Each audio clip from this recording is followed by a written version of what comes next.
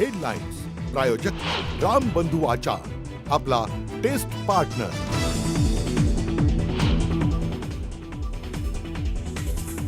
आरक्षणाच्या लढाईसाठी जरांगे पाटील मुंबईत दाखल।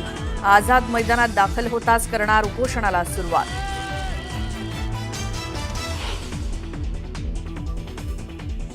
मराठा आंदोलनाच्या पार्श्वभूमीवर आझाद मैदानावर चोख पोलीस बंदोबस्त तैनात। काही आंदोलक आझाद मैदानावर कालपासूनच तळ ठोकून।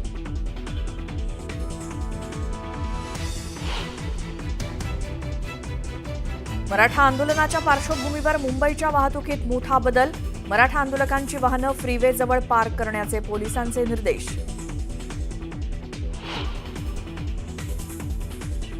काही राजकीय पक्षांचा मराठा आंदोलकांच्या खांद्यावर बंदूक ठेवून आपला फायदा करण्याचा प्रयत्न। मुख्यमंत्र्यांचं वक्तव्य तर लोकशाहीच्या चौकटीबाहेर कुणीही जाऊ नये, मुख्यमंत्र्यांचं जरांगेंना आवाहन। मनोज जरांगेंची आज कुठलीही चर्चा नाही। जरांगे मुंबईत आल्यानंतरच चर्चा होणार। सरकार पहिल्यापासून चर्चेसाठी सकारात्मक, विखे पाटलांची माहिती। केंद्रीय गृहमंत्री अमित शहा आजपासून 2 दिवसांच्या मुंबई दौऱ्यावर। लालबागच्या राजाचंही घेणार दर्शन।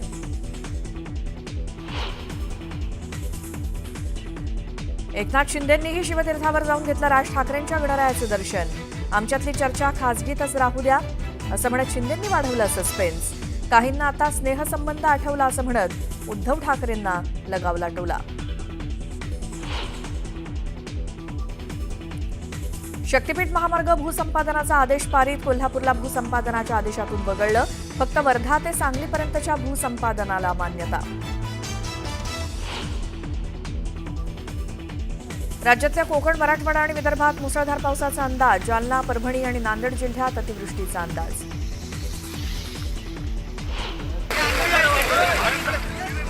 आणि नांदेड जिल्ह्यात अतिवृष्टी कायम। जिल्ह्यातील सर्व शाळांना सुट्टी। देगलूर, मुखेड या तालुक्यांना मोठा फटका, तर लेंढी आणि मांजरा नद्यांना पूर।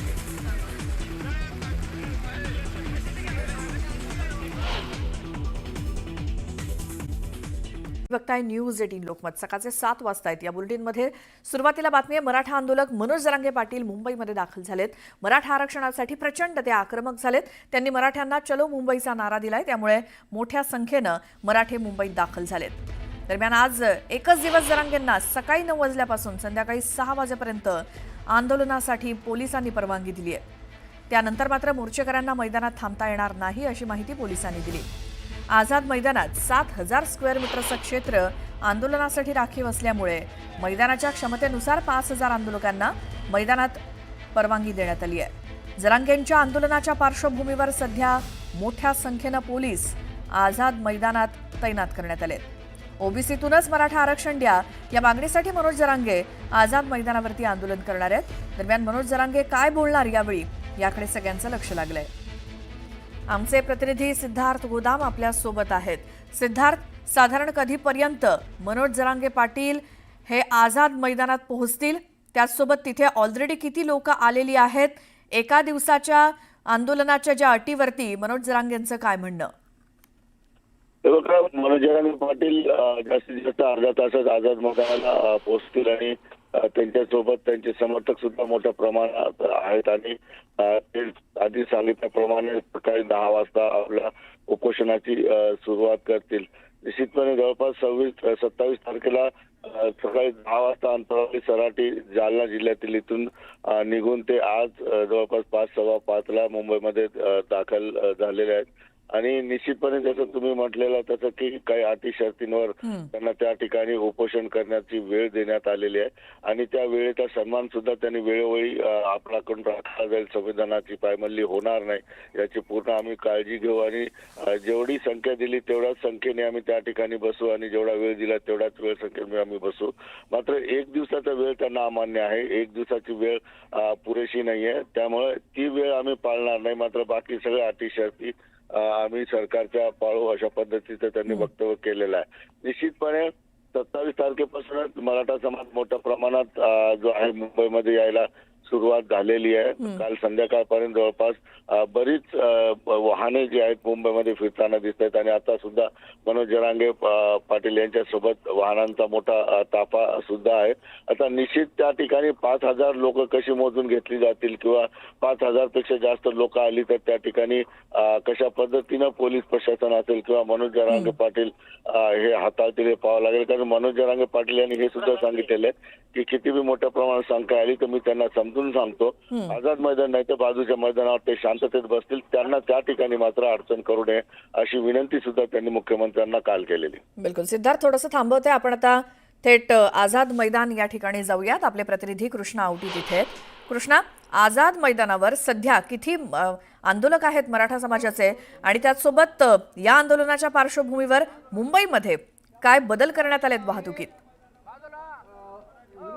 जिल्हा वसमत तालुका इथून आम्ही आलेले आहे तरी आम्ही उपोषण कृष्णा, आवाज येतोय? सध्या आझाद मैदानात किती मोठ्या संख्येनं आधीच मराठा आंदोलक जमा झालेत? हा, बोला. मुंबईला आलो, तुम्हार मुंबईला आलो. नक्कीच मुंबईत जे आहे ते भगवं वादळ जे आहे मराठी क्रांती मोर्चाचं जे आंदोलन जे आहे ते आंदोलन मराठी सगळेच अनेक जण जे आहे ते मुंबईत दाखल झालेले आहे. आझाद मैदान येथे आपण पाहायला गेलं तर अनेक आंदोलनं पार पडली, ऐतिहासिक आंदोलनं पार पडली. आज मराठा आंदोलकांचं देखील जे आहे ते आंदोलन आपल्याला पार पडताना पाहायला मिळते. आपण पाहू शकतो मोठ्या संख्येने जे आहे ते आझाद मैदान येथे मराठा बांधव जे आहे ते एकत्र आलेले आपल्याला पाहायला मिळतात. अगदी काही वेळातच मनोज जरांगे पाटील देखील याच आझाद मैदान येथे येणार आहेत आणि उपोषणाला बसणार आहेत. आणि एकंदरीत पाहता 2023 साली देखील जे आहे ते मराठा आंदोलनाची सुरुवात झाली होती आणि आज पुन्हा एकदा जे आहे 29 ऑगस्ट 2023 रोजी देखील जे आहे ते आंदोलनाला सुरुवात झाली होती आणि आज 29 ऑगस्ट 2025 रोजी जे आहे आंदोलन जे आहे ते मुंबईत पार पडते, आझाद मैदान येथे पार पडते. आपण पाहू शकतो संपूर्ण आझाद मैदान जे आहे ते मराठा बांधवांनी खचाखच भरलेलं आपल्याला पाहायला मिळते. काल रात्रीपासूनच मोठ्या संख्येने मराठा बांधव जे आहे ते आझाद मैदान असेल, CST असेल अशा अनेक भागात जे आहे ते रात्रीपासूनच दाखल झालेले आहेत आणि एकंदरीत पाहता सर्वच मराठा आंदोलक जे आहेत मुंबईत दाखल झालेले आहेत. आपण थेट त्यांच्याशी संवाद साधणार आहोत. काय नक्की त्यांची प्रतिक्रिया आहे आज आझाद मैदान येथे? काय सांगाल, आज आझाद मैदान येथे आंदोलन पार पडतंय? सर, ही वेळ यायला जी म्हणजे सरकारने ही वेळ आणायला नव्हती पाहिजे होती. तरी पण आमची भाकरी आहे ती आम्हाला द्यावी त्यांनी. इतक्या दिवस 75-76 वर्ष आमची भाकरी खात आहे. आम्हाला आता कळालं की आमची भाकरी आहे ती आमच्या हक्काची आहे, ती आम्हाला भेटली पाहिजे. आणि ते दादांनी जे कष्ट केलेले आतापर्यंत जेवढे पण रक्त त्यांचं जळलेलं आहे त्याचं आत्ता कुठंतरी म्हणजे त्या रक्ताचं चीज झालं पाहिजे. हित आल्यानंतर मुख्यमंत्री साहेबांनी पण समजून घेतलं पाहिजे की हे आरक्षण द्यावं. आणि आम्ही चुकीचं काय मागत नाही, आमची भाकरी आहे ती. आम्हाला त्यावेळेला माहीत नव्हतं, आज जरांगे पाटल्यामुळं आम्हाला ती भाकरी माहीत झाली. तर ती द्यायला काय आम्ही काय भीक मागत नाही तुमच्याकडं, आम्ही हक्काची मागतोय की हक्काचं आमचं आरक्षण आहे ते आम्हाला परत द्या. परत द्या म्हणजे आमचं आम्हाला द्या. आमच्या नोंदी सापडत आहेत तर आमचे दाखले द्या त्याच्याबरोबर. ही आमची काय प्रतिक्रिया आहे? तुम्ही आज आझाद मैदान येथे दाखल झाला, आंदोलन करायला काही वेळातच जरांगे पाटील देखील या ठिकाणी आंदोलन करणार आहेत. दादांनी दिलेल्या आदेशाप्रमाणे जे आम्हाला मुंबईला येण्याची गरजही नसताना जे दादांनी आदेश दिले, आधी सरकारला विनंती केलेली आहे दादांनी की बरोबर आहे कृष्णा. आणि संपूर्ण महाराष्ट्रभरातनं मराठा बांधव आलेले दिसत आहेत. आपण आता जाऊयात आपले प्रतिनिधी सचिन तोडकर यांच्याकडे. सचिन आहेत जरांगे पाटील यांच्या वाहनांच्या ताफ्यासोबत. सचिन, कुठपर्यंत आलाय जरांगेंचा ताफा? खरं तर जरांगे पाटलांच्या मुंबई दौऱ्याचा आजचा तिसरा दिवस आहे आणि आज सकाळी लवकरच जरांगे पाटील यांनी नुकताच नवी मुंबईतून मुंबईच्या दिशेने प्रवेश केलेला आहे. मुंबईचा जो वाशीचा खाडीपूल आहे हा खाडीपूल जरांगे पाटील यांनी नुकताच क्रॉस केला आहे. खरं तर आंतरवली सराटीमधून निघाल्यानंतर जरांगे पाटील सुमारे 50 तासाचा त्यांचा अविरत प्रवास आहे. काल जुन्नर येथील 1 तासाची विश्रांती सोडली तर जरांगे पाटील हे कंटिन्यू प्रवासातच आहेत. कोणत्याही प्रकारची विश्रांती किंवा झोप त्यांनी घेतली नाहीये. गाडीतच काही मिळेल तो आराम असं असलं तरी ठिकठिकाणी जरांगे पाटलांचं मोठ्या प्रमाणात स्वागत झालेलं आहे आणि आता वाशीच्या खाडीपुलावरून जरांगे पाटलांनी मुंबईमध्ये प्रवेश केला आहे। इथून तसा आझाद मैदानाचा रस्ता हा फक्त 1 तासाचा आहे, मात्र आतापर्यंतच्या प्रवासात जरांगे पाटलांचं एवढ्या ठिकाणी स्वागत झालंय, त्याच पद्धतीने जर मुंबईमध्ये ठिकठिकाणी जरांगे पाटलांचं स्वागत झालं तर जरांगे पाटलांना हाच रस्ता कव्हर करण्यासाठी जास्त वेळ लागू शकतो। खरं तर जरांगे पाटील यांना मुंबईत येऊ नये म्हणून रोखण्यासाठी अनेक प्रयत्न झाले, त्यांच्यावरती अनेक आरोप करण्यात आले। तसा जरांगे पाटलांचा हा दुसरा मुंबई दौरा आहे। जरांगे पाटलांचा पहिला मुंबई दौरा मुंबई बाहेरच रोखण्यात तत्कालीन सरकारला, शिंदे सरकारला यश आलं होतं, मात्र जरांगे पाटलांचा हा दुसरा दौरा आहे आणि हा दौरा रोखण्यासाठी आत्ताच्या सरकारकडनं विशेष असे काही प्रयत्न झालेले पाहायला मिळत नाही। त्यांच्या या आंदोलनावरती विविध मार्गाने दबाव आणण्याचा प्रयत्न केला गेला। न्यायालयानेही जरांगे पाटील यांना आंदोलन करण्यासाठी बंदी घातली होती, मात्र न्यायालयाची बंदी असतानाही जरांगे पाटील यांनी आंतरवली सराटीवरून आपल्या समर्थकांसह मुंबईकडे कूच केली आणि त्यानंतर सरकारलाही आणि पोलीस प्रशासनालाही कुठेतरी नमावं लागलं आणि जरांगे पाटील यांना 1 दिवसाची का होईना पण आझाद मैदानावरती आंदोलनासाठी परवानगी द्यावी लागली आणि 5,000 आंदोलकांसाठी ही परवानगी देण्यात आली आहे। मात्र मनोज जरांगे पाटील यांच्या सोबत आलेल्या लाखभर आंदोलकांचा विचार करता आणि 1 दिवसाच्या परवानगीचा विचार करता आता काही वेळातच मनोज जरांगे पाटील हे आझाद मैदानावर पोहोचतील आणि मराठा आरक्षणाच्या मागणीसाठी आपलं आमरण उपोषण सुरू करतील।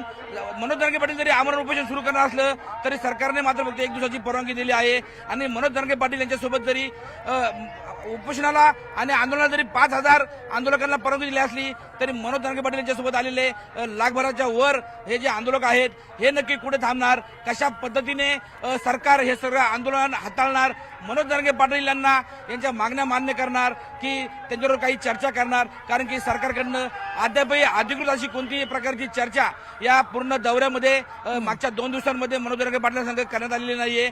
आझाद मैदानावरती सरकारच्या वतीने काही चर्चा होतीये का, सरकारचं शिष्टमंडळ जरांगे पाटलांना भेटतंय का, हे आंदोलन 1 दिवसामध्ये थांबवण्यात सरकारला यश येतंय की सरकार मनोज जरांगे पाटील यांना आंदोलनाचा कालावधी वाढून देणार हे पाहावं लागणार आहे। बिलकुल सचिन, आता आपण आपले प्रतिनिधी सुमित सावंत यांच्याकडे जाऊयात।